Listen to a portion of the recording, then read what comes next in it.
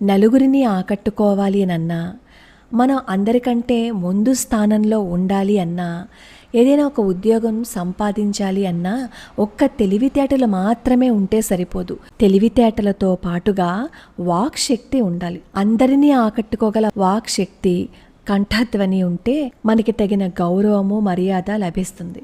అలా లభించాలి అంటే మనం ప్రతినిత్యం బ్రాహ్మీ ముహూర్తంలో లేచి విష్ణు సహస్రనామ స్తోత్రాన్ని పారాయణం చేస్తూ శ్రీ మహాస్వనాయ నమః అనే నామాన్ని 108 సార్లు గనక జపించినట్లయితే అద్భుతమైన వాక్ శక్తి వస్తుందన్నమాట. శ్రీ మహావిష్ణువే మహాస్వన స్వామి అని చెప్పి పిలువబడుతున్నారు.